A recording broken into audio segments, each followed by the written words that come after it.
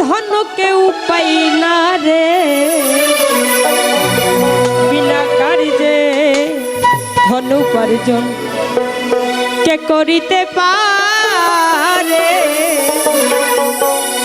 বিনা কার্যে ধন উপার্জন। সাজি বলেছেন গুরুগত না হলে, প্রেমের প্রেমিক না হলে সেই ধন কেউ পাই না রে, বিনা কার্যে ধন উপার্জন কে করিতে পারে। তো আসলে কার্য না করলে এবং কি কর্ম না করলে কিন্তু সেই ফল পাওয়া যায় না। যত ভক্ত আছে গুরুর কৃত দাসী হতে হলে আগে কিন্তু কার্য করতে হবে, কি আমার দয়ালের মন রক্ষা করতে হবে, একজন কামের মুর্শিদ ধরতে হবে, সেটাও কিন্তু একটা কার্য। আমরা পেটের জন্য ঘুরি, এই পৃথিবীতে যত মানুষ আছে যে কর্ম করে, কেন করে? এই পেটের জন্যই করে। পেট না থাকলে কেউ কর্ম করতো না, করতো? এটাই হইল একটা কার্য। কার্য না করলে কখনোই ফল পাওয়া যায় না। কি গুরুগত না হইলে, প্রেমের প্রেমিক না হলে,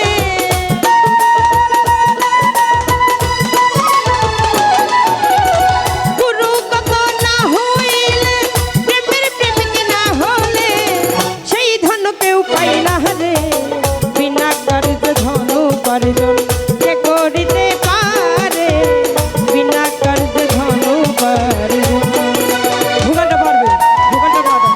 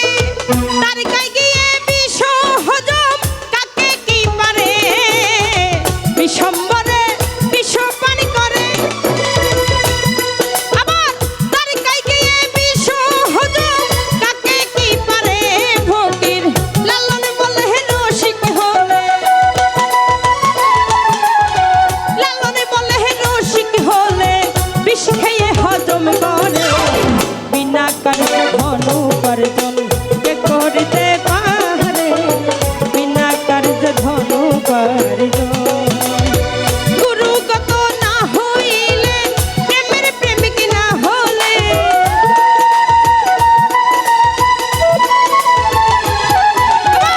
গুরুগত না হইলে প্রেমের প্রেমিক না হলে সেই ধন কেউ পাই না হারে বিনা কার্যে ধনু পারিজন কে করিতে পারে বিনা কার্যে ধনু পারিজন কে করিতে পারে বিনা কার্যে ধনু পারিজন কে করিতে পারে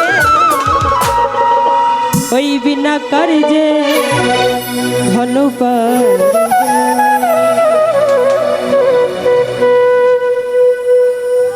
ধন্যবাদ। যাই হোক, অনেক সুন্দর পরিবেশ। আমি শুরুতে বলেছি আমার কণ্ঠটা বসা আছে, ঠান্ডা কাশি জ্বর এবং শিয়ালি প্রোগ্রাম করার জন্য গলা বসে গেছে। তারপরেও আপনাদের চরণ ধরে নেওয়ার জন্য এসেছি এবং এই সুযোগটি আমাকে করে দিয়েছেন আমার শ্রদ্ধেয় ভাই, আজকে যিনি প্যাড বাজাচ্ছেন অমিত ভাই। অন্তত ধন্যবাদ জানাচ্ছি আমার শ্রদ্ধেয় ভাইকে যে এত সুন্দর একটি আয়োজনে আমাকে নিয়ে